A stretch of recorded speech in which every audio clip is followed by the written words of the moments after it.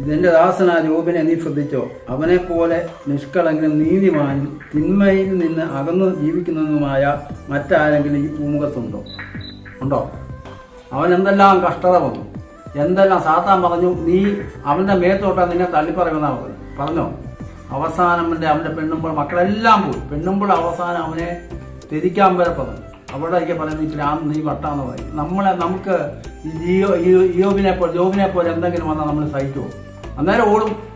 അന്നേരം ദൈവം തമ്പുരാന്റെ സന്നിധിയിൽ നിന്നാൽ പല കഷ്ടങ്ങളും പ്രയാസങ്ങളും ഉണ്ടാകും. കഷ്ടത്തിന്റെ അപ്പം തിന്നുന്നാലും ക്ലേശത്തിന് ജലം കുടിച്ചെന്നാലും നിന്റെ നയനങ്ങൾ നിന്റെ ഗുരുവിനെ നീ ഇടത്തോട്ടോ വലത്തോട്ടോ തിന്നും, പിന്നെ നിന്നൊരു സ്വരം കേൾക്കും. ഇതാണ് വഴി. എന്നാൽ നമ്മൾ ആക്കുന്ന എങ്ങനെ നന്മ. ഇപ്പൊ നമ്മൾ എന്താ ഓടുന്നതെന്നറിയാവോ? ഒരു ദിവസം കൊണ്ട് 1 കോടി രൂപ ഉണ്ടാകും. എല്ലാവരും എവിടെ നോക്കിയാലും ദൈവത്തെ മറന്നുള്ള ജീവിതം. നമ്മൾ ദൈവത്തെ മറന്നാണ് ജീവിക്കുക. ക്രിസ്ത്യാനി എന്നൊരു പേരേ ഉള്ളൂ.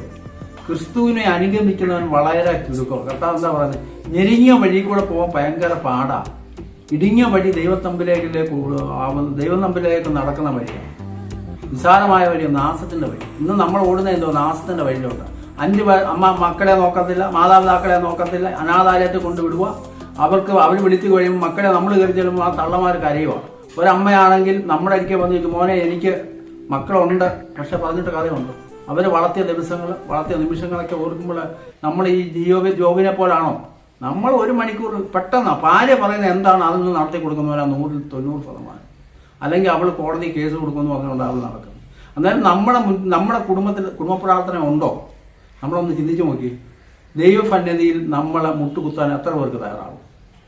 ദൈവത്തെ വിളിച്ച് ഹൃദയം നുറുങ്ങി വിളിച്ചവർക്കെല്ലാം തമ്പുരാൻ സമീപസ്ഥനം. ഇന്ന് ആരെങ്കിലും ചെയ്യുന്നുണ്ടോ? യോബ് എല്ലാം നഷ്ടപ്പെട്ടവനായിട്ടും തമ്പുരാൻ കുഷ്ഠപരം വന്നു. ചിരട്ടപ്പൊടി വെച്ച് അവൻ്റെ ദേഹത്ത് തിരുമുമായിരുന്നു, ചൊറിയുമായിരുന്നു. എന്നിട്ട് ഒരു നിമിഷം നമ്മളെ വന്നു കഴിഞ്ഞാൽ തമ്പുരാൻ എന്തോ ചെയ്തെന്ന് ചോദിക്കും. ഇപ്പം നെയ്യ് ഉരുക്കുന്നതിൻ്റെ കൂട്ടാ സുവിശേഷം പറയുമ്പോൾ അന്നേരം തീരുവാ. ഇല്ലെങ്കിൽ അച്ഛനും കൊള്ളത്തില്ല, പള്ളിയും കൊള്ളത്തില്ല. എന്നാൽ നമുക്ക് ഇത് വരേണ്ട കഷ്ടത നമുക്ക് ഈ കഷ്ടത വരണോ? നമുക്ക് എന്താ ഈ കഷ്ടത തരുന്നേ? കഷ്ടത അനുഭവിക്കാനുള്ളവനെ കൊണ്ടേ കഷ്ടത തരും തമ്പുരാൻ.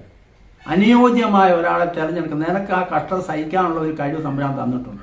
എങ്കിൽ മാത്രമേ അവൻ ആ കഷ്ടത കൊടുക്കും. ഇപ്പൊ പിള്ളേരില്ലാത്തവൻ കരഞ്ഞോണ്ട് എനിക്ക് പിള്ളേരെ വേണ്ട. അവൻ ആ കഷ്ടതയെ തരണം ചെയ്യാനുള്ള ഒരു കഴിവ് തമ്പുരാൻ കൊടുത്തിട്ടുണ്ട്. നമുക്കുണ്ടോ?